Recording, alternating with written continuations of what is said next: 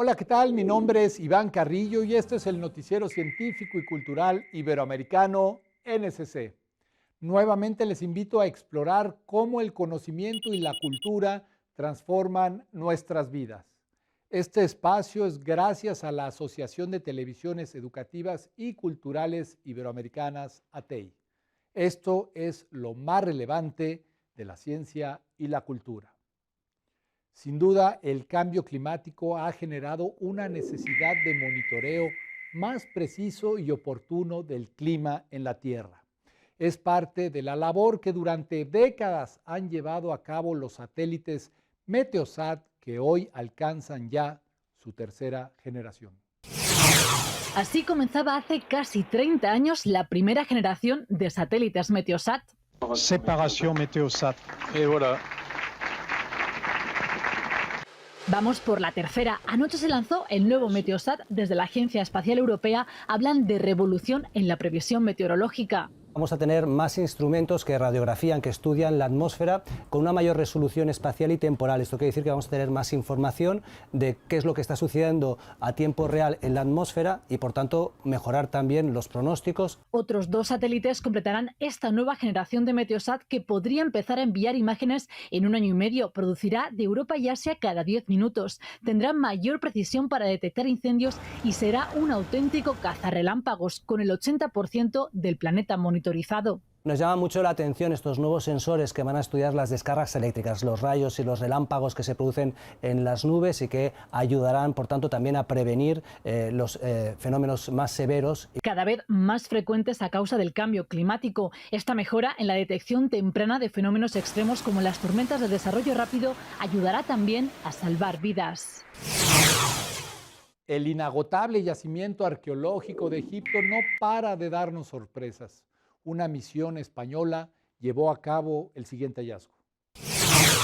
Una misión arqueológica española liderada por el Instituto de Estudios del Antiguo Egipto ha descubierto dos tumbas que albergaban casi 60 momias. El presidente de la misión, Francisco J. Martín, quien lidera un equipo de 22 egiptólogos españoles y 8 expertos egipcios, explica que las dos tumbas están formadas por 2 cámaras cada una y que albergan alrededor de 60 momias y restos de momias de épocas posteriores a la fecha de la tumba del visir Amenhotep Huy. Originario del norte de Egipto, Huy fue visir del faraón Amenhotep III durante el último tercio de su reinado y fue el considerado líder de la oposición contrario a las nuevas corrientes religiosas impulsadas por el hijo y heredero del faraón, el futuro Ajenatón. Por eso, su tumba en Tebas nunca se terminó.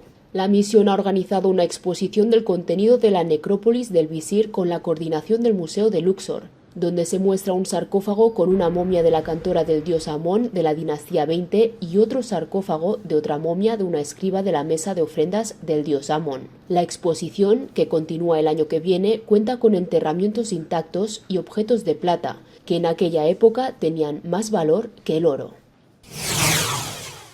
Ya que hablamos de hallazgos arqueológicos, en el Perú se encontró un mural perteneciente a la cultura moche o mochica que habitó la zona entre los siglos II y VII de nuestra era. La imagen que les presento a continuación nos ha llegado como un legado del pasado prehispánico de América. Un gran hallazgo en Perú, el redescubrimiento de una pintura mural prehispánica con escenas mitológicas. El fresco es parte de un templo denominado Huaca Pintada, perteneciente a la cultura prehispánica moche, cuyos pobladores veneraban la luna, la lluvia, las iguanas y las arañas. La imagen muestra un cortejo de guerreros encaminados hacia una divinidad central con rasgos ornitomorfos. Según el arqueólogo Sam Gabami, quien pasó 4 años buscando el mural, la escena representada parece estar inspirada en la idea de una jerarquía sagrada construida en torno a un culto a los antepasados y sus vínculos íntimos con las fuerzas de la naturaleza. La existencia del mural se conocía gracias a fotografías tomadas a principios del siglo XX, pero la falta de leyes de protección del patrimonio propició que los buscadores de tesoros prehispánicos saquearan el templo, que se hallaba en una zona cubierta por espeso follaje. Según los arqueólogos, el valor de la pintura radica en el excelente estado en que se encuentra y en el sincretismo estilístico entre dos culturas preincaicas, la Lambayeque, que se desarrolló en la costa norte de Perú entre los años 900 y 1350, y sus antepasados mochicas, que dominaron entre los años 100 a 850. Alcanzan la altura de un niño promedio de 5 años. Bucean a gran profundidad y no construyen nidos. Son algunas de las características de los pingüinos emperador que son estudiados y vigilados en la Antártida. Ci troviamo a Cape Washington, un'area specialmente protetta all'interno dell'area marina protetta del mare di Ross, e qui ci sono degli animali veramente speciali, i pinguini imperatore. Sono il simbolo dell'Antartide, andatura inconfondibile, un gran vociare che si sente anche da lontano e nessun timore dell'uomo, anzi siamo noi a cercare di tenere le distanze per non disturbare. I pinguini sono animali molto curiosi, di solito non sarebbe educato stare alle spalle di qualcuno che parla alla telecamera, ma lui lo perdoniamo. Migliaia e migliaia di pinguini che gli scienziati della spedizione del Programma Nazionale di Ricerca in Antartide osservano e studiano.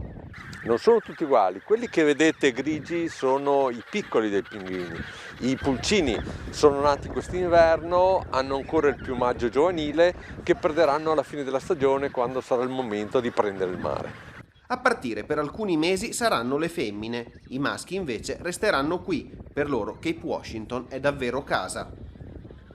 A breve distanza i ricercatori del progetto MAGIC, che coinvolge Università di Pisa, IGG-CNR, Università di Perugia e INGV, studiano le falesie formate da antiche eruzioni. La prima cosa che dicono queste rocce all'occhio esperto è che tipo di attività vulcanica c'è stata. Possiamo anche studiare le interazioni tra il magma e l'atmosfera, cosa c'era quando il magma è venuto fuori, quindi a volte trova aria, a volte trova ghiaccio, a volte trova acqua liquida, e questo dà una tipologia differente di prodotti vulcanici, quindi noi possiamo utilizzare questi prodotti per ricostruire le variazioni di temperatura. Poteva essere 4-5 più gradi fresco di adesso, in media poteva essere 4-5 più gradi più caldo di adesso. Il punto è che non è variato in modo molto più lento di quanto sta variando adesso. La Terra è stata anche molto più calda di quanto lo è oggi, però cambiava un grado ogni 100.000 anni, un grado ogni milione di anni, adesso si cambia un grado ogni 100 anni, quello che forse ci debe far preoccupare. Las serpientes han fascinado y atemorizado a la humanidad durante siglos, aunque generalmente son repudiadas por desconocimiento y por mitos. Conocer su papel en la ecología es una parte fundamental para su conservación y su supervivencia. Colombia es el cuarto país en cuanto a riquezas de reptiles a nivel mundial, después de Australia, México y Brasil. A lo largo de la historia, estos han sido objeto de gran presión por parte de los humanos, debido a que muchas de estas especies han sido capturadas para el consumo, la tenencia como mascotas, uso comercial y, en otros casos, el sacrificio por el temor que infunden. En efecto, se crea un proyecto desde el Departamento de Biología de la Universidad del Valle, que a través de talleres y actividades con distintas comunidades se busca construir conocimiento y conciencia sobre el contacto con estas especies, sean venenosas o no. Finalmente, esta es una iniciativa que nace principalmente por petición de los mismos habitantes, que en ocasiones no saben cómo resolver distintas situaciones que tienen que ver con las serpientes del Valle del Cauca.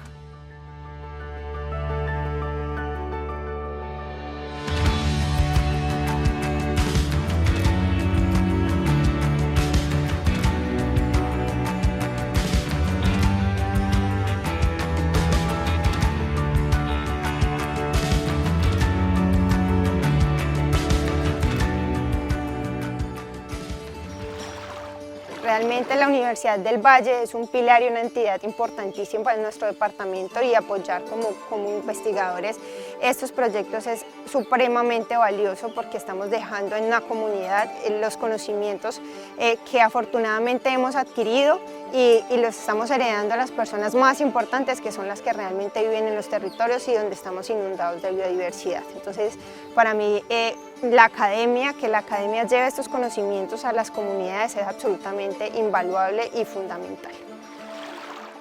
Este tipo de investigaciones que viene llevando a cabo la Universidad del Valle, lideradas por el profesor Wilmar Bolívar, son muy importantes, no solo porque contribuyen a la conservación de las serpientes, sino que también mejora la calidad de vida incluso de nosotros como seres humanos, debido a que a medida que se amplían los conocimientos de sus venenos, pues se abre una mayor posibilidad de cada vez tener un mejor acceso a medicamentos o mejorar incluso el conocimiento acerca del potencial que tienen estos venenos para muchos de los tratamientos que pueden necesitar muchas de las enfermedades que las que padecemos o procedimientos en el campo de la medicina, pero también permiten mejorar la calidad incluso de los antivenenos que producen muchos de los laboratorios. Entonces, por lo tanto, todo este tipo de proyectos son muy importantes para la conservación de las serpientes y la humanidad como tal.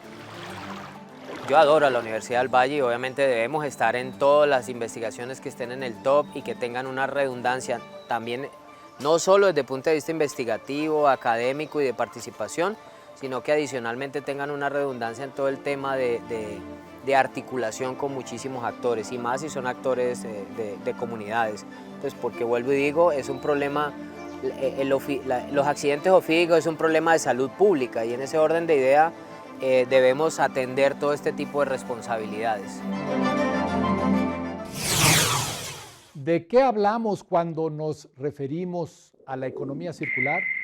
Se trata de un modelo de producción y consumo para compartir, alquilar, reutilizar, reparar, renovar y reciclar materiales.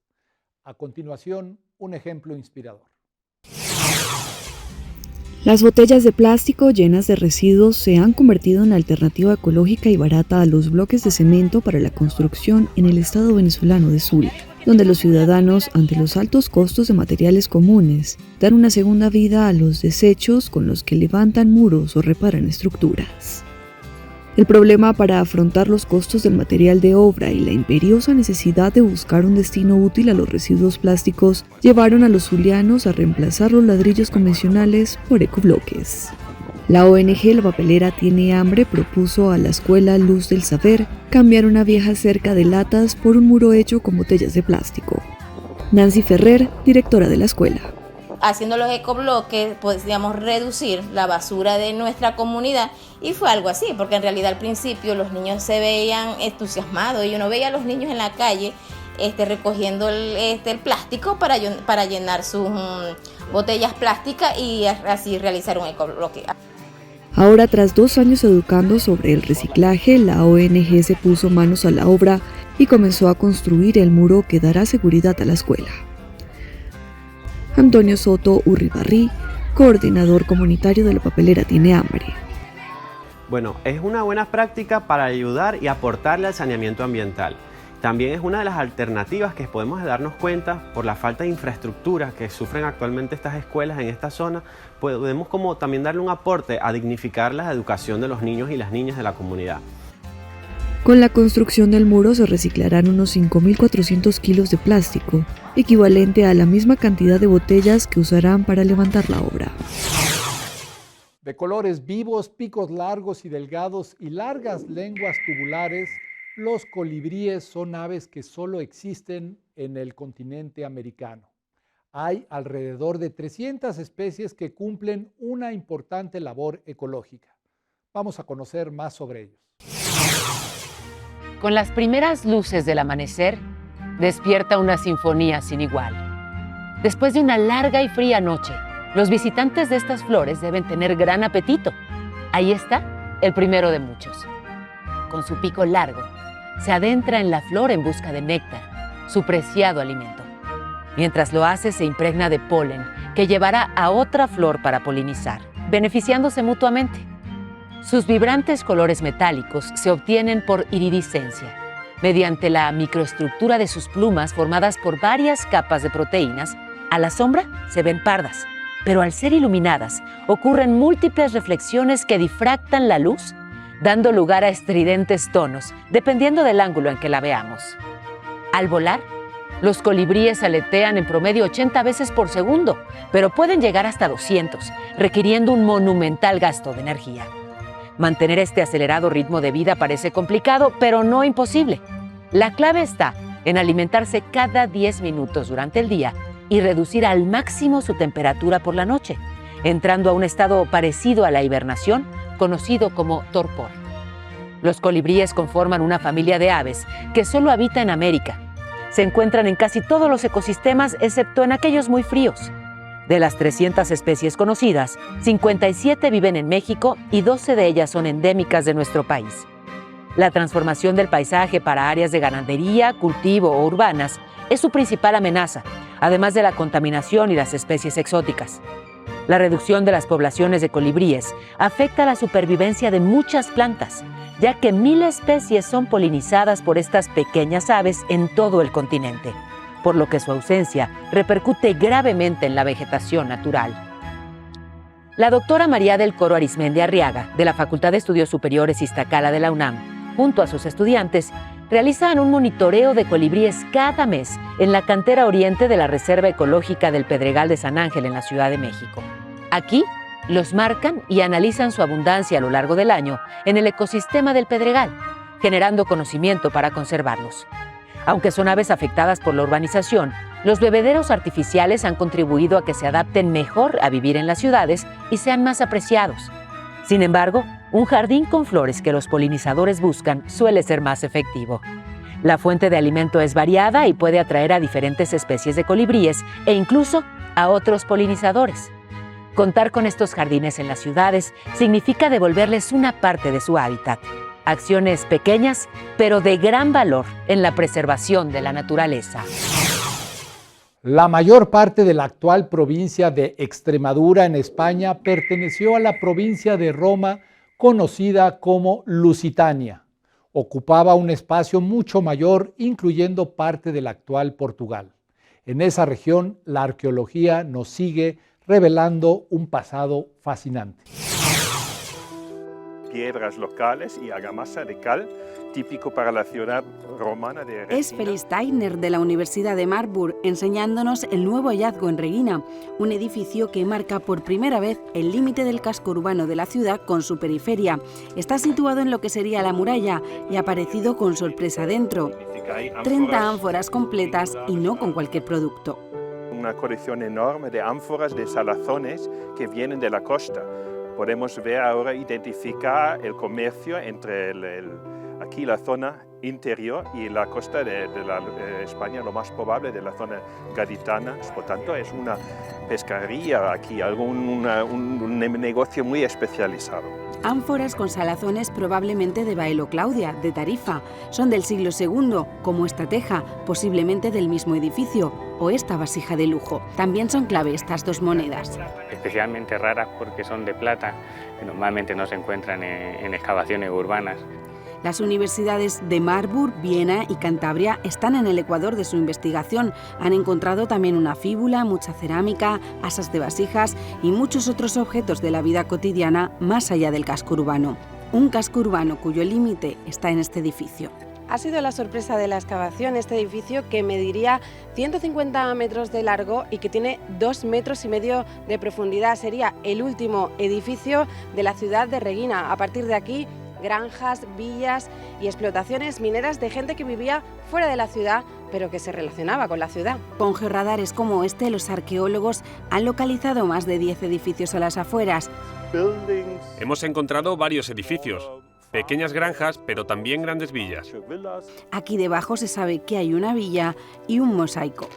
¿Era entonces Regina algo más que la administradora de las minas del emperador? Podría incluso tener unas segundas termas públicas. Es lo que podrían ser estos restos que han aparecido. Falta confirmarlo. Pero si hay un teatro para 1.200 personas, ¿por qué no más baños públicos? E incluso alguna sorpresa más. Con el objetivo de promover la educación, la ciencia y la cultura como herramienta para el desarrollo humano, se inauguró la oficina de la Organización de Estados Iberoamericanos para la Educación, la Ciencia y la Cultura en Cuba. Al respecto, su titular declaró lo siguiente.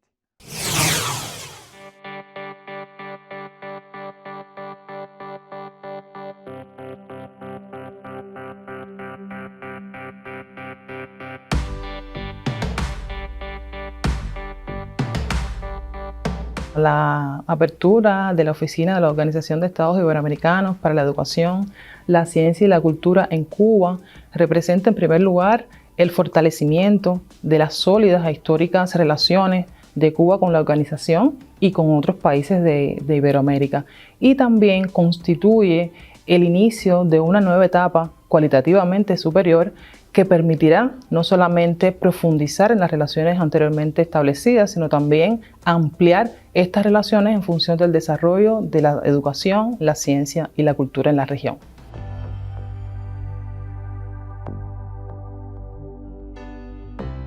Los principales proyectos y líneas de trabajo están muy relacionadas con las prioridades y con las transformaciones que hoy en Cuba se están desarrollando en el ámbito de la cultura, de la ciencia y de la educación, que son plenamente coherentes con los principios y los propósitos de la Organización de Estados Iberoamericanos para la Educación, la Ciencia y la Cultura.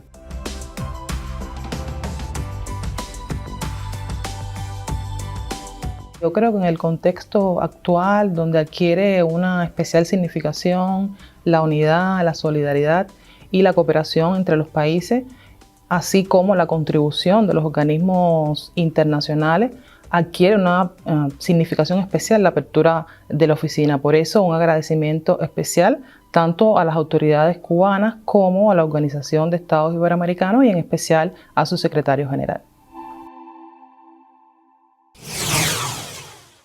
Gracias por acompañarnos en el noticiero científico y cultural iberoamericano NSC. Este espacio es posible gracias al apoyo de los socios de ATEI y de las agencias informativas AFP, EFE, Notimex, Xinhua, Euronews y Deutsche Welle. Mi nombre es Iván Carrillo. Me despido por esta ocasión, pero antes quisiera invitarles a visitar nuestra página noticiasnsc.com y a utilizar nuestra aplicación. La próxima emisión, más información científica y cultural.